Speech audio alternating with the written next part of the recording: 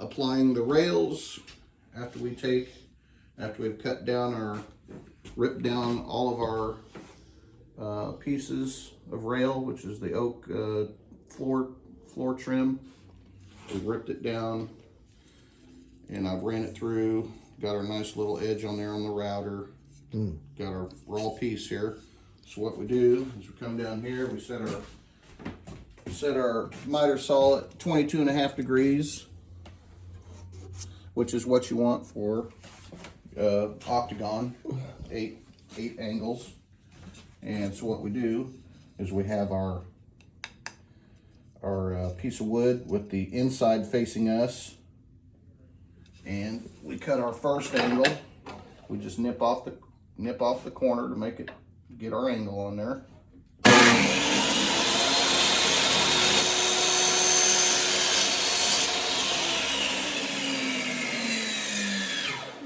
And we have our first angle. Then we bring it over here. Set it up against there. I've already got one started, so we just butt it right up against there. Butt it right up against it. Take our pencil and mark right up against this corner. Get it right in there like that. And that gives you your mark for your second angle. And then we take it over here, your angle facing you, inside facing you, or your line facing you.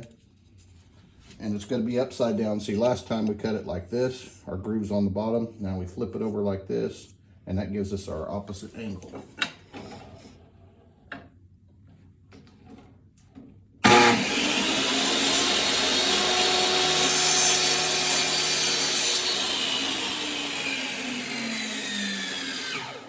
piece with both of our angles.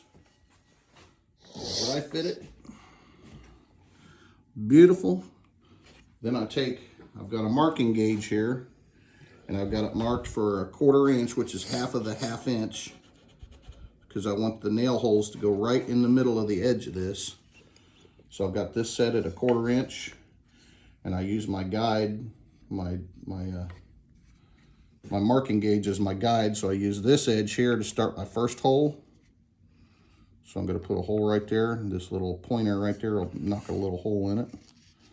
So we put one there, go about halfway down, put one there, and then use the same edge there as our gauge. We'll put it right on the end of the thing, right on the end of the rail, and mark another hole.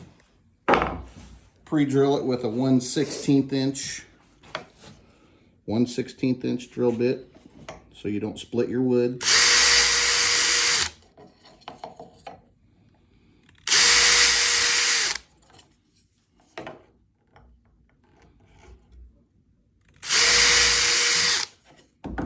And then you'll see where the holes are on the back. That's where it's going to make contact with the edge, right in the middle. Beautiful. Knock off your little tear outs. Again, we're going to be gluing against end grain. So you want to be liberal with your glue, because that end grain is going to suck that glue up. So we be pretty liberal with it. Just kind of feather light touch. No pressure at all. And then, since we routed that edge on there, now we have an edge to line up with this, so it makes every piece exactly the same. And we'll just hold that on there for a second. Grab a nail. These nails I found, the perfect ones are number 17 by 1 inch brads. Those are what I found works the best for this. They're just the right length and just the right size. Just nail that off like that. Grab another one out here. And nail the middle one off.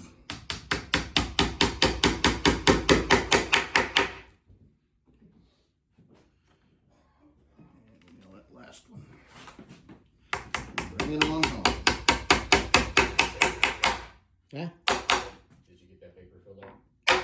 I do not, but I will get it filled out. Okay.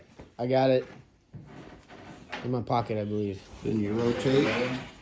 I might need a new one. I'll make you a new one. I don't think I have it. I'll hold it up. We'll rotate it and repeat the process. I do have a backer right here that I've screwed into my workbench. Back here, Okay. this backer, that'll, allow me to, put some pressure on it without it sliding around. That comes in handy. And if you get a little squeeze out right here, that is good. Okay. It means you got enough glue on there, and you just take your rag, if I can find a rag somewhere. Or just, if it's not too much, just, yeah, that'll work.